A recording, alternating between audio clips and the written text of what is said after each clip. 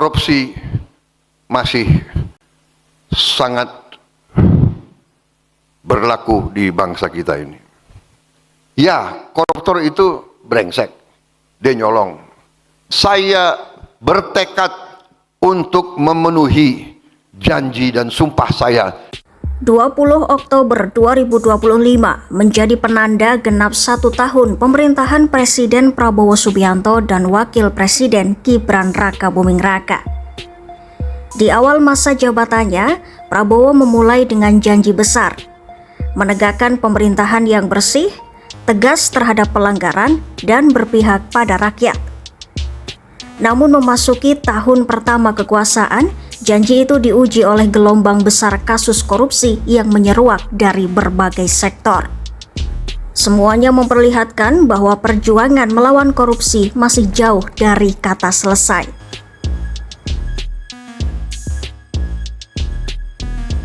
Presiden Prabowo Subianto mengaku terkejut dengan parahnya praktek korupsi di Indonesia. Dalam pernyataannya pada 29 September 2025, Prabowo menyebut korupsi sudah menjadi perampokan sistemik yang merugikan negara dalam jumlah besar. Memang kita mengerti hampir semua negara ada korupsi. Tapi korupsi di kita harus kita akui, menurut saya, dalam keadaan yang sangat-sangat memprihatinkan. Saya ambil alih pemerintahan, saya semakin kaget. Saya tidak menduga parahnya korupsi tersebut. Lantas, apa saja kasus mega korupsi yang terungkap di awal kepemimpinan Prabowo Gibran?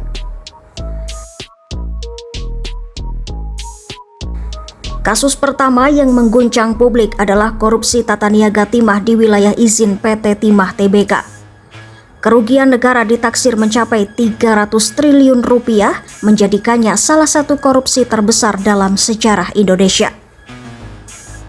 Kasus ini bermula dari kerjasama antara direksi PT Timah dan para penambang ilegal di Bangka Belitung pada periode 2015 hingga 2022.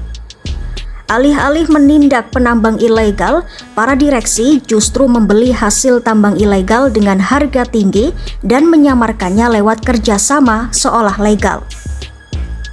Kejaksaan Agung mulai mengusut kasus dugaan tindak pidana korupsi dalam tata niaga komoditas timah di izin usaha pertambangan PT Timah Tbk pada 2023. Penyelidikan Kejaksaan Agung menemukan barang bukti mencengangkan, mulai dari 65 keping emas, uang tunai 76 miliar rupiah, hingga dolar AS dan dolar Singapura miliaran rupiah. Sebanyak 22 orang ditetapkan sebagai terdakwa, termasuk nama besar seperti Harvey Muiz dan Crazy Rich Helena Lim.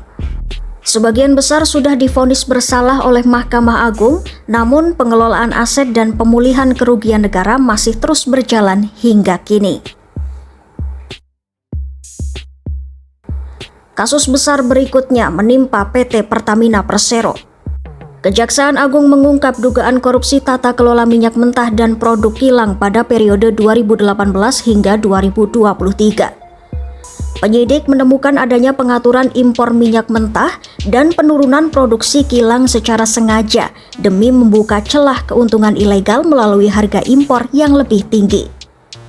Dalam prosesnya, sejumlah pejabat Pertamina dan broker minyak diduga bersekongkol mengatur tender untuk mendapatkan keuntungan pribadi. Kerugian negara diperkirakan mencapai 285,1 triliun rupiah.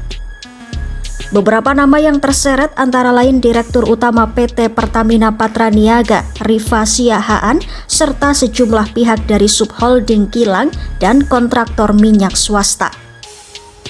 Kejaksaan Agung telah menetapkan 18 tersangka, dengan 9 diantaranya sudah dilimpahkan ke Pengadilan Tipikor Jakarta Pusat.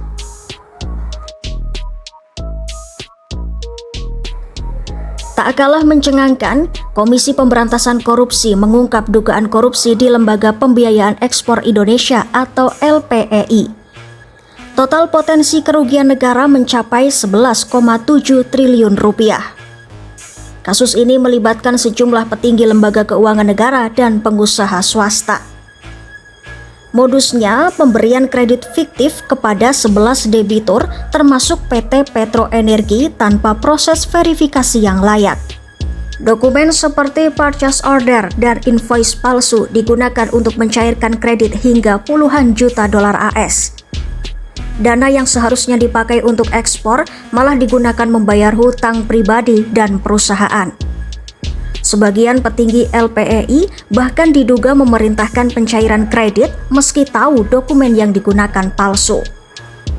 KPK resmi menetapkan 5 tersangka utama dari LPEI dan perusahaan debitur yang melakukan pemalsuan dokumen dan penyalahgunaan kredit selama periode 2015 hingga 2019 pada Senin 3 Maret 2025. Pada kasus PT Petro Energi, 3 terdakwa sudah didakwa atas kerugian negara sebesar 958,5 miliar rupiah yang melibatkan kontrak fiktif dan penggunaan kredit tidak sesuai tujuan. Kasus ini masih dalam proses penyidikan dan penanganan oleh KPK.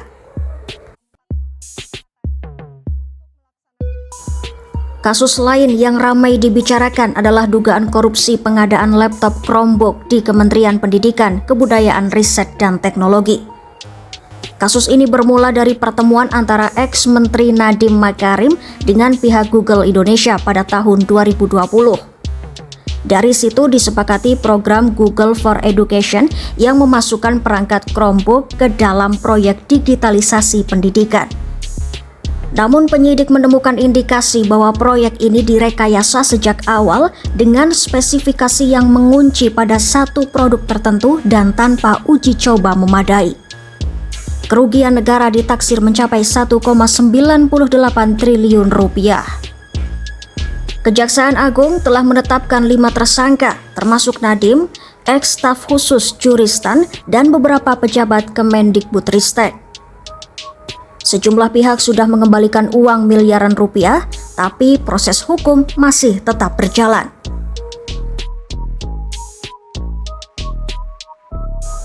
Berbagai kasus ini menunjukkan betapa korupsi tidak hanya mencuri uang rakyat, tapi juga menghambat pertumbuhan ekonomi nasional. Dana hasil korupsi sering dialirkan ke ekonomi bayangan, seperti bisnis ilegal, transaksi tunai, hingga penghindaran pajak. Penelitian Paulo Mauro dari Peterson Institute menunjukkan korupsi menurunkan tingkat investasi dan memperlambat laju ekonomi. Indonesia kini menghadapi resiko serupa, investasi terhambat, kepercayaan publik melemah, dan pertumbuhan ekonomi kehilangan momentum. Presiden Prabowo Subianto menegaskan tidak akan menoleransi korupsi dalam bentuk apapun.